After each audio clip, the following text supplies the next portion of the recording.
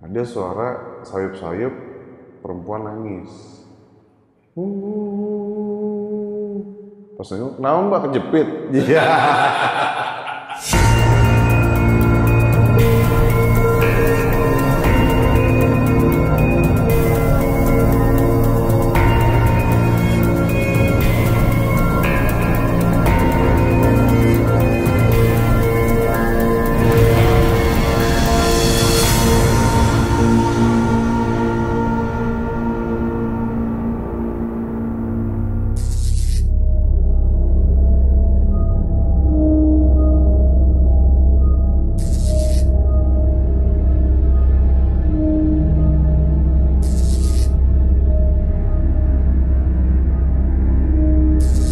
Semua cerita misteri pastinya nggak akan bisa diukur oleh nalar kita. Gua Abu, welcome back to my channel. Di luar Nurul, nggak habis pikir.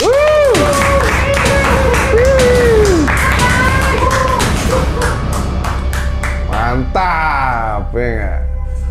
Hari ini di malam yang cukup syahdu dan malam Jumat, men. Ini pas banget narsum kita ngasih cerita nih. Mungkin volume ketawanya agak lumayan sedikit nih untuk cerita di malam Jumat ini, men. Seru. Jadi udah siap semuanya? Siap. Sikat.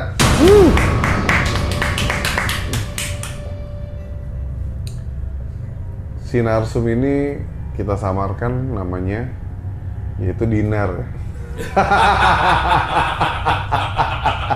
Itu bukan samar, Om. Bukan samar ya? Jadi ini kisah daripada DOP kita, kameramen kita. Ini kisah the real story-nya beliau dan keluarganya. Seru nih, ya nggak? Jadi dia punya keluarga besar di Sukabumi yang dimana keluarganya itu sangat tersohor dengan kekuatannya, tersohor dengan nama besarnya keluarga itu, dan ditakutin lah, disegani bukan ditakutin, disegani. Nah, karena keluarga ini sampai keluarga ini punya gunung, punya bukit, wah. Nih, name it you, pokoknya old money. Nah, terus satu ketika namanya orang dulu kan ya, si kakeknya Dinar ini kan kaya banget nih. Dia punya rumah yang cukup besar. Yang dimana niatnya pasti kalau misalnya orang tua atau kakeknya itu punya cita-cita adalah kalaupun hartanya atau anaknya dibagi-bagi gitu ya, punya rumah di masing-masing, kalau kakeknya sudah tidak ada, biar bisa ngumpul di dalam rumah itu. Oh, iya. Standar lah ya. Gitu, standar mulianya orang tua itu seperti itu. Nah, singkat cerita, wafatlah kakek dan nenek ini. Yang pertama kakek apa nenek dulu, Nar? Neneknya wafat pertama, disusul sama si kakek. Nah, tokoh dua ini, kakek dan nenek ini punya anak berapa? 6 apa 7 sih? 9. Ya namanya orang zaman dulu kan 9 umrah, men. Umrah. 9 nih. Kebetulan semua sudah disebar lah rumah-rumahnya ya waktu pas meninggal. Nah, kebetulan ada omnya dia yang menempati rumah itu. Rumahnya cukup besar banget. Parkiran di dalamnya aja bisa muat 6 mobil. Kamarnya 8, men. Gede banget itu rumah. Nah, singkat cerita, entah kenapa ya waktu pas almarhumah ini meninggal, begitu omnya nempatin tuh rumah, itu mulailah sekitar sebulan setelah meninggal wafatnya si kakek ini, mulai ada kejadian-kejadian yang cukup agak mengerikan.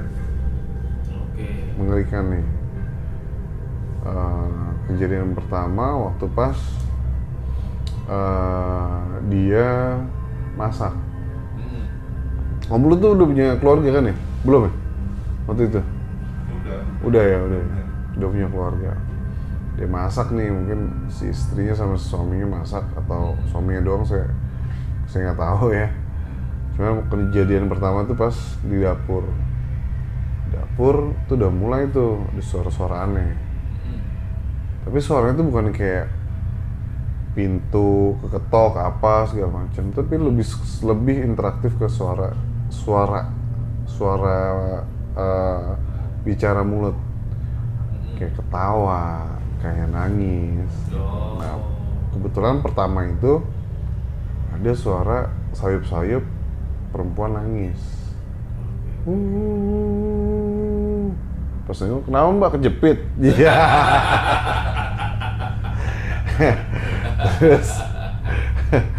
terus si omnya mulai, siapa nih?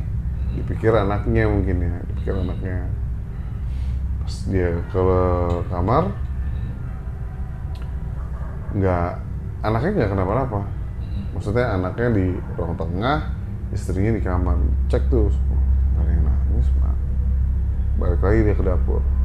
Setelah ke dapur, tangisannya itu makin kedengaran lebih dekat. Begitu tangisannya berhenti, ada suara kayak cekikikan tapi agak kayak samar-samar jauh gitu loh. Gitu ya. Ngeri kan tuh. Udah ngambil pusing, cabut lah dia. Dia duduk di sebelah anaknya di ruang tengah itu. Tiba-tiba suara itu ada di dalam ruang tengah itu.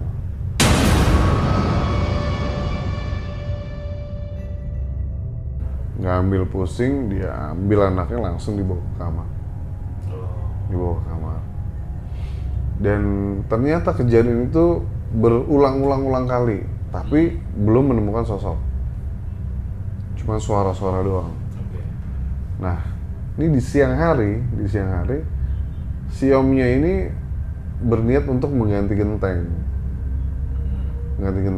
entah rapuh atau bocor, tapi itu diganti genteng, dibetulin lah genteng itu. Naiklah nih ke atas genteng,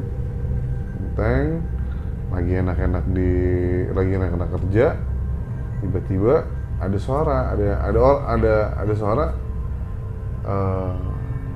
lagi ngapain? Tapi pakai bahasa Sunda. Mana? Apa? Nggak tahu. Ya, pokoknya pakai bahasa Sunda lah. Bahasa Sunda. Omnya bingung kan? Maksudnya bukan bingung, refleks lah. Sangkain tangganya, kebetulan kan tetangga itu kan keluarga semua sebenarnya kan. Iya betul. Siapa Tahu tetangganya keluarganya ya, atau tetangga itu mau bantuin kan. Pas nengok pak pus, itu kuntilanak rambutnya gondrong, mukanya hancur berantakan angus. Merinding gue. Pas nengok, wah, teriak, dia jatuh ke bawah. Wah, habis tuh. Ya, habis jatuh, rame tuh ngumpul. Kenapa? Udah nggak, ya karena ketakutan, udah dibawa masuk, kasih minum. Sekitar 5-6 harian lah, hampir seminggu, dia sakit karena jatuh dan sakit shock lah, maksudnya demam segala macam. Kalau orang kan kena benturan gitu kan biasanya identifikasinya adalah dia meriang dan lain-lain lah. Udah, singkat cerita seperti itu, akhirnya dia memutuskan untuk ngebuat kamarnya itu one stop full service. Dia bikin dapur di dalam kamar. Pokoknya jadi begitu dia apa? Karena dia udah mengalami hal-hal kayak gitu, dia ngebuat itulah untuk sebenarnya menyelamatkan keluarga, karena dia ngomong sama istrinya sama anaknya agar anaknya tidak takut dan istrinya tidak takut. Suatu ketika kok dia mulai merasa ganjil lagi. Setiap habis maghrib itu mulai itu teror itu mulai. Udah, nah kebetulan 2 hari yang akan datang itu keluarga besar akan datang tuh. Ada acara apa? Acara lebaran, habis lebaran. Datanglah, datang semua. Namanya rumah nenek ya kan, tidur sembarangan aja. Nah pas begitu maghrib, plek aja. Itu dia kayak orang heboh gitu karena dia dengerin duluan tuh. Sama gitu kayak orang kesakitan. Wah, udah panik tuh dia. Itu ponakan segala macam sampai sedina disuruh masuk kamar. Namanya keluarga besar kan, mana naon gitu kali ya. Lu kenapa? Terus udah pokoknya masuk kamar. Nah karena memang kondisi di kampung itu kalau habis maghrib tuh memang nggak usah di rumahnya, itu sepi men, sepi. Memang sudah culture-nya begitu maghrib, setelah ya sholat maghrib di kamar segala macem lah. Udah masuk nih, yang bapak-bapaknya udah masuk, tinggal ponakan-ponakan dong. Ponakan kan, kenapa sih kak? Wak mungkin pakai. Kenapa sih Wak? Udah biarin lah. Udah nih. Emang terbiasanya tidurnya di ruang tengah itu, karena ruang tengah itu cukup nyaman dan besar. Tidurlah di situ mereka. Cerita bapaknya Dinar bangun untuk sholat tahajud jam 1. Begitu keluar dari kamar, ini anaknya siapa ya? Itu ada anak kecil, itu loncat-loncatin si orang yang tidur di ruang tengah itu, diloncat-loncatin Pak. Waduh, apa lagi nih? Saat loncat-loncatin. Namanya bokap Dinar kan kebetulan udah almarhum juga, terus ngambil pusing lah, ambil ke kamar mandi, ya kan, wudhu, masuk lagi, dan anak kecil itu masih ada. Bapaknya sholat lah, sholat. Saya cerita, ibunya ini kali ya, apa namanya, agak, namanya lagi bapaknya lagi sholat kan, bolak-balik keluar pintu kan, dia inilah ya apa, kayak keras kebangun lah, sayup-sayup kebangun gitu. Lagi tidur, tangannya tuh kayak misalnya kasur nih, tangannya jatuh ke bawah situ. Ya biasa. Bawah situ tak. Kok bingung kan, kok kayak rambut ya. Dipuntir-puntir, tarik, das.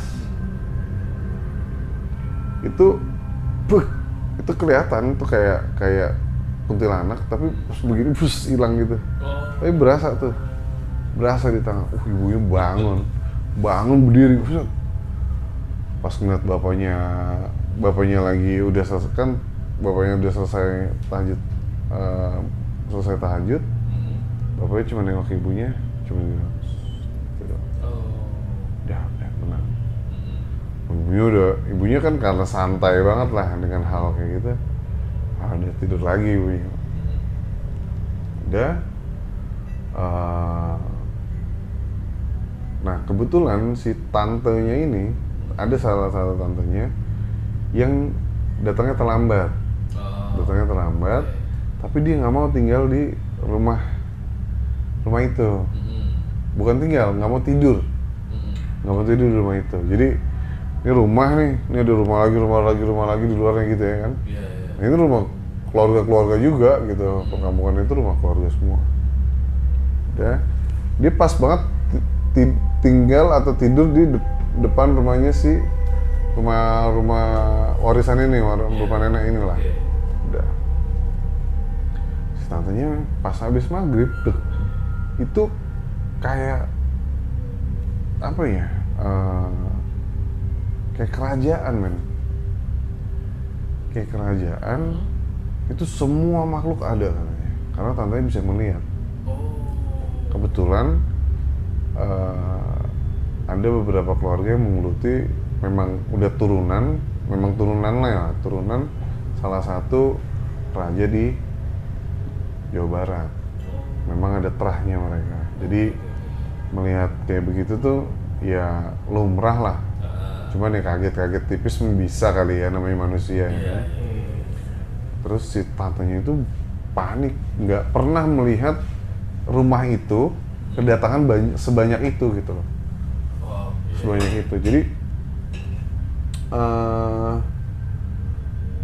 udah penuh dengan inilah, penuh dengan bengong lah, udah penuh dengan kebingungan. Si tantenya ngeliat aja.